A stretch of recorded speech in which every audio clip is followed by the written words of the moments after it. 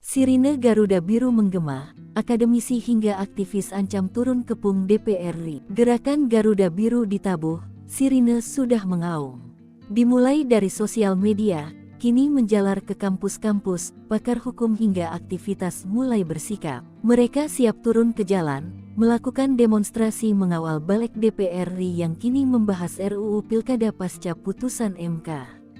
Bahkan sudah ada ketok palu atau putusan melenceng dari amanah MK. Anggota balik dari fraksi PDIP-TB Hasanuddin mengatakan, draft revisi UU Pilkada soal syarat baru ambang batas pencalonan pilkada hanya berlaku bagi partai non-parlemen bertentangan dengan putusan Mahkamah Konstitusi MK. Ini bertentangan dengan keputusan MK, kata Hasanuddin di Kompleks Parlemen, Jakarta, Rabu 21/8.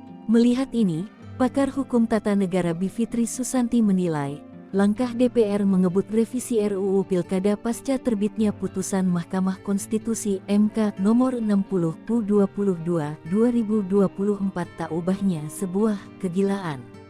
Nah, ini kegilaan yang perlu kita luruskan, kata Bivitri dilansir Rabu tanggal 21 Agustus tahun 2024. Ia menegaskan, putusan MK tidak boleh ditafsirkan secara berbeda oleh partai-partai politik di parlemen termasuk Kim Plus, lalu dituangkan dalam undang-undang atau peraturan pemerintah pengganti undang-undang, Perpu, atau apapun.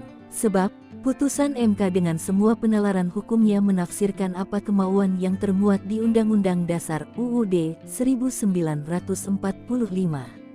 Itu harusnya tidak boleh disimpangi, ujar Bivitri. Ia menilai, partai-partai politik di DPR RI berupaya memutarbalikkan putusan MK dengan mengembalikan ambang batas pilkada 20%.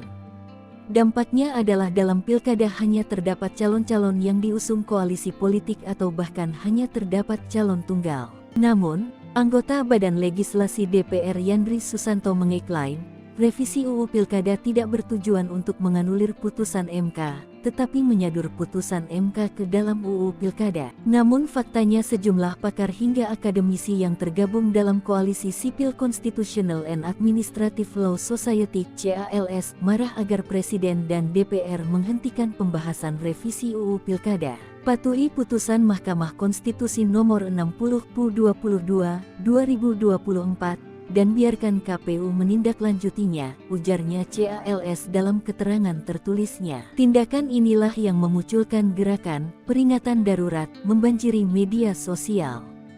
Burung Garuda Biru pertama kali diunggah akun kolaborasi @Najwa Shihab, @Matanajwa, dan @Narasi TV di Instagram, kini masif diikuti beberapa tokoh penting, kampus seperti UI dan UNY dan kampus terkemuka lainnya.